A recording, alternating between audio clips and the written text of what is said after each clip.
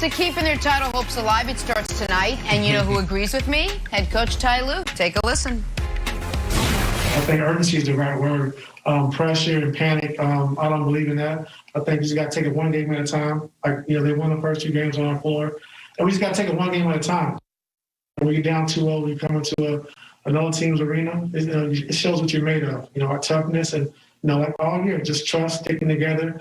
And then this is going to show us tomorrow, who we are and what we're made of. So I'm excited to see.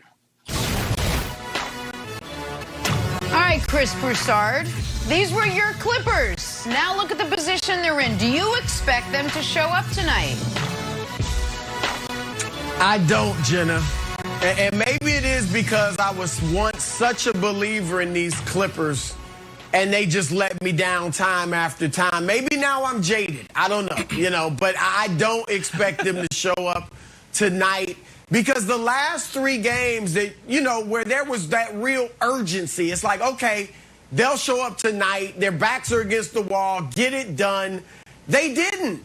Game 6 and 7 against Denver last year when they blew the 3-1 lead. You think Denver comes back down 3-2. Now, okay, the Clippers will finish them off in Game 6. They don't want to let this thing get to 7, and they didn't show up. Game 7, okay, they've lost the last 2. They let Denver back in the series. They'll show up. They didn't. And Game 2 in this series, you're at home, in danger of going down 0-2, and you don't show up. So what's to make them show up tonight in Dallas on the road with more than 15,000 fans there? And I've been to games in Dallas, and it is a great presentation that they have down there with the fans and everything they do. It's going to be a home court advantage. So if they didn't show up in Game 2, what's to make them show up in Game 3? Game 2 was just as dire. Because they're some of the best basketball players in the world. Okay. They still didn't fight over picks.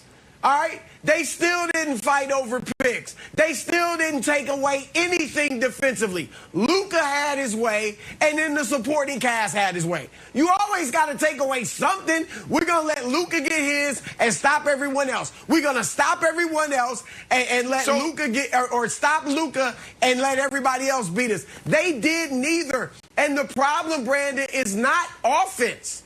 They got 41 from Kawhi. They got 28 and 12 boards from Paul George. They outscored the Mavericks from the foul line, in fast break points, in points off of turnovers, in points in the paint, and they still lost.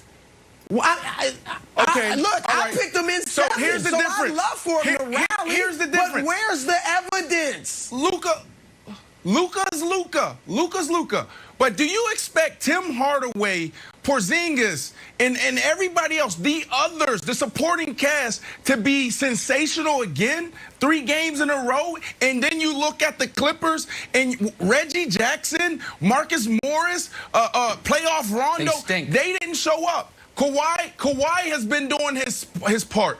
Playoff P, that's no longer. Playoff P is actually a good thing right now because the dude's been efficient. He's been playing good basketball. And Chris, Nick, how do you go from being a top 5 offense and defense all year to now you're in the playoffs and now all of a sudden you can't guard? Come on, man. The problem is, or the challenge has been that everybody has been on fire in Dallas. So I expect the Clippers to come out and win tonight. And Nick, I know you're a big bettor.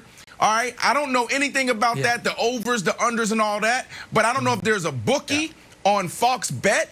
If there is, please connect me with them because I'm taking the Clippers not only to win this game, but to come back in the series and win the whole series. And what is it like? What are they giving? Like 10-1 or something? Wait. Of course you are. You don't need Fox Bet. I've got you. I'm going to connect with you after the show. I will book that bet for the series for you. No problem. I'll give you a better price than you can get anywhere else. What is it? Is it 10-1? What is it? Give it to me. No, it's not 10-1. Right now, the Clippers are, I think, about 3-1 to win the series. I give you 3.2. Give me 10-1, and I'll take the bet. Later. I don't know if it's 10-1 is a little much, but a few things here.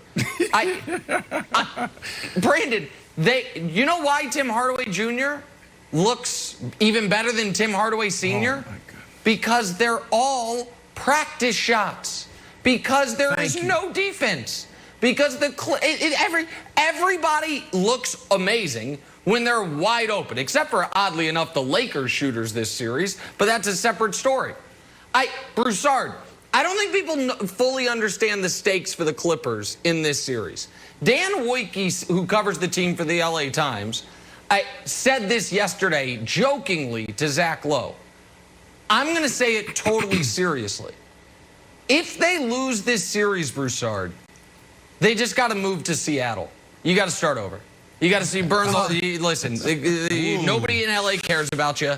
Ballmer's from there. Seattle needs a team anyway. You need to exorcise the demons of this franchise, because this is shameful. Last year, I didn't believe in them, and I picked them to lose in round 2.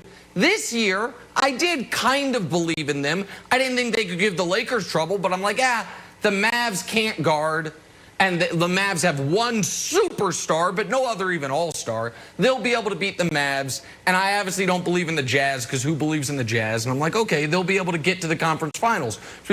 Instead, they got embarrassed in back-to-back home games. And your point about the defense is the one that matters. Because some teams can't guard because they don't have the personnel. Some teams obviously have the personnel. The Clippers do. And when they can't guard, that is in your head, or you would say it's motivation. But how could you possibly be more motivated than game 2? You should be at peak motivation. Your season's on the line. And you let a 22-year-old child just toy with you. And so this is arguably the biggest game in Clippers franchise history. They've played in 4 Game 7s of conference semifinals. Only one of those years was they a real championship contender, the McAdoo team in like 75 or 76. So maybe it's the second biggest game to that. But if they go down 3-0, Broussard, the whole front office gets fired, and one of Kawhi or Paul George is not back next year. You can't run it back. You cannot, if you lose in round 1, swept out in round 1, run it back. So I think it's as big of a game as most of these, as the franchise has had, certainly in modern history and maybe ever. Well, look, a lot of people around the league, Nick, that I have talked to do think the front office, Lawrence Frank, the president, will be in trouble if they lose this series. Maybe. Look, he did the right things, right? Go get Kawhi. Okay, it's going to take me giving up all my draft picks to get Paul George to get Kawhi. Okay, that's 2 stars.